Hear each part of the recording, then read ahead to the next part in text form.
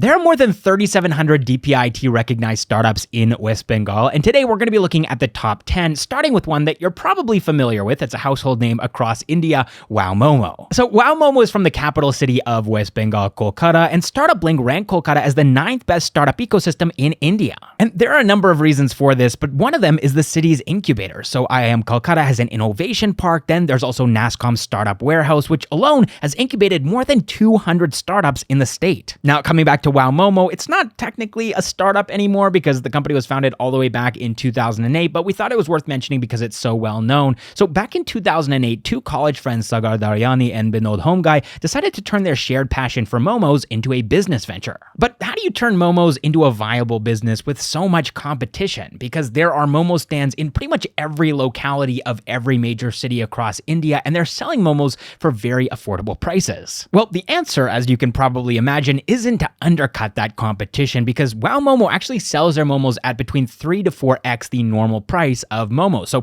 why would anyone want to buy these momos? Well, part of the reason is standardization of hygiene and taste. They've pretty much taken the playbook of brands like Dominos to build a Momo QSR brand, which is pan-India, and another reason for their success, just like Domino's, is the dine-in experience. Unlike with street vendor stalls that are selling momos where you have to stand and eat your momos after you've purchased them, Wow Momo actually allows you to sit down inside of a restaurant.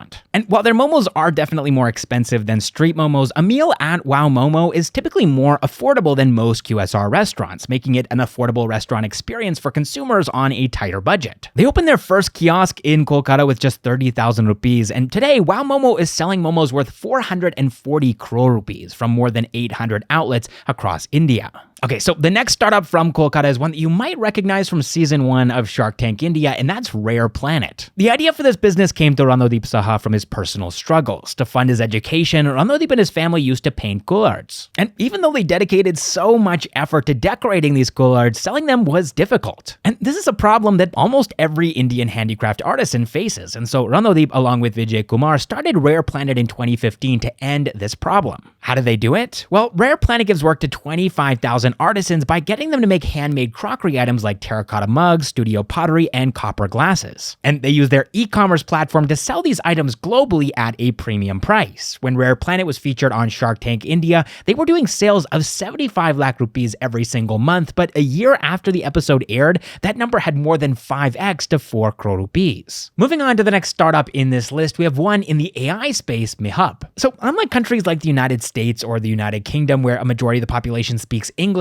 people in India speak multiple regional languages, and this is a problem for AI giants like Google and Amazon, whose algorithms are mostly trained on English. Founded by Tapan Barman, Biplab Chakraborty, and Sandeepan Chattopadhyay in 2016, Mihup's conversational AI platform can not only understand Indian vernacular languages, but even mixed languages like English. Their technology is already being used by enterprises to automate their call centers in India, but now they've also partnered with Tata Motors to bring Siri-like virtual assistant technology to cars for Indian vernacular users. As of now, Mihup works with 4 Indian languages, but they've also raised a total of $10 million from their investors to add more regional languages to their platform. Okay, so the last Kolkata-based startup on this list is in the robotics and education space, and I like their name, Think Again Lab. Founded in 2017 by Arijit Hadra, Abhishek Sengupta, Anirban Datta, and Nina Singh, Think Again Lab is building robots for businesses and teaching students to build them too. See, when Arijit was studying engineering, he realized that a lot of Indian colleges only provide theoretical knowledge to students and lacked any practical learning when it came to the latest technologies like IoT, robotics, and AI. So he decided to start Think Again Lab to offer hands-on training to bridge this gap between theory and practical education when it comes to upcoming technologies. As the company grew, they even started creating robots and IoT devices for other businesses. And back in 2019, they even built the region's first semi-humanoid robot for a restaurant in Kolkata that's functioning as a waiter. Today, they're working on 5 government projects and also have clients in 6 different countries. All right, now let's move on to the next city in this video, which is traditionally known for its tea, but there's actually more than 100 registered startups in this city as well.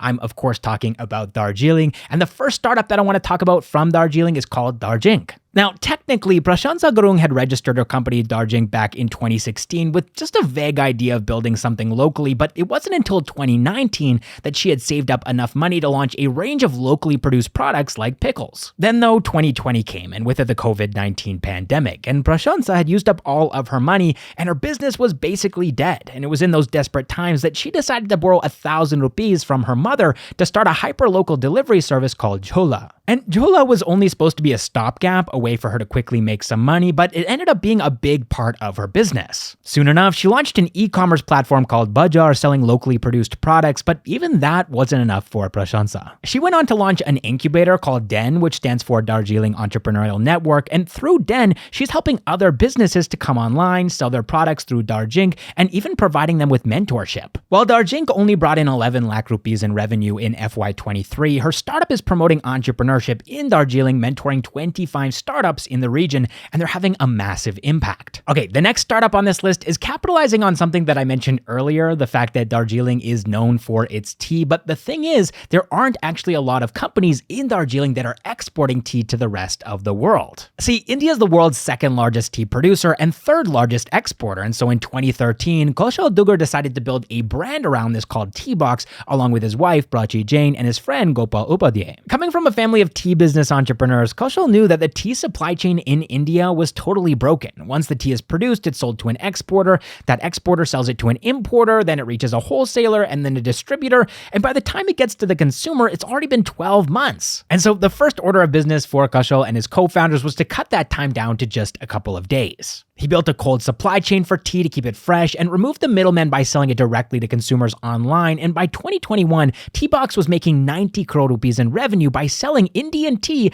in more than 120 countries around the world. And one of the ways that he was able to build this business so quickly was with the help of investors who poured $14 million into the company. Okay, now we're going to move on to the next city in this video. Just across the river from Kolkata, Howrah, and the first startup that I want to talk about from this city is a budget fashion brand called Style Baazar. Started by 6 co-founders in 2013, Style Baazar is one of the rare companies that's exclusively focusing on their offline presence in smaller cities and towns to sell affordable fashion products. And this was and still is a pretty smart business strategy because back in 2013, there was no Jio, no mobile internet revolution in India. In tier 2 and tier 3 cities, the only way that people really shopped was offline. After opening their first store in 2013 in West Bengal, they've strategically kept their presence in East India because a majority of the states in this part of the country are some of the poorest in the country in terms of GDP per capita, and so not a lot of bigger players are interested in the region, leaving the field wide open for Style Baazar to come in with their ultra-affordable pricing, starting at just 49 rupees. In FY23, Style Baazar made a massive 794 crore rupees in revenue while building a totally profitable business, yet there's a lot of people across the country that have never heard of this company before. All right, next up, we've got another Howrah-based startup, this one in the D2C mattress space, Sleepycat. While working at a traditional mattress store, Kabir Siddiqui realized that people don't really enjoy buying mattresses. There's a lot of options to choose from,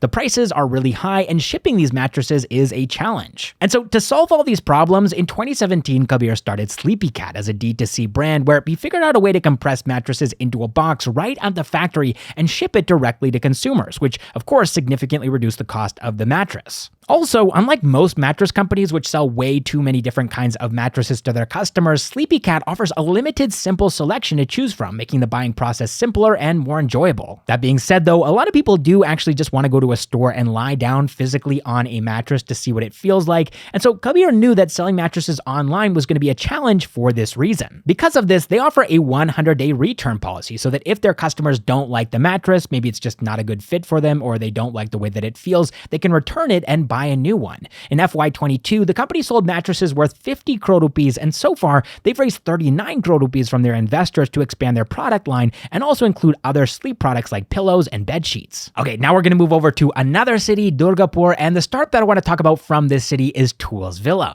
Founded by husband-wife duo Chetan Kaitan and Varsha Garg in 2015, Toolsvilla is a one-stop platform that sells machinery and tools across categories like farm and garden, pumps and motors, and food processing. See, businesses often need big machines like water pumps and commercial ovens, but they don't always have the know-how to choose the right product, especially when buying online. And this is where Toolsvilla comes in. They have a team of dedicated technical support staff that help their customers and even have a YouTube channel to show them how to install and use these products. This strategy has been crucial in enabling Toolsvilla to build trust and sell their products to over 1 lakh customers, and so far, they've raised $1.6 million from their investors to help them with their offline expansion. All right, it's finally time for us to make our way over to the last city in this video, Daryani, and the startup that I want to talk about from this city is Brickcells Technologies. This company was started in 2015 by Sandipan Mukherjee, Sunandan Mukherjee, and Tushar Kanti Basu, and if there's one thing that a lot of people in West Bengal love, it's probably fish. However, a lot of people don't realize how difficult it is to succeed in the fish industry because fish are oftentimes grown in artificial environments.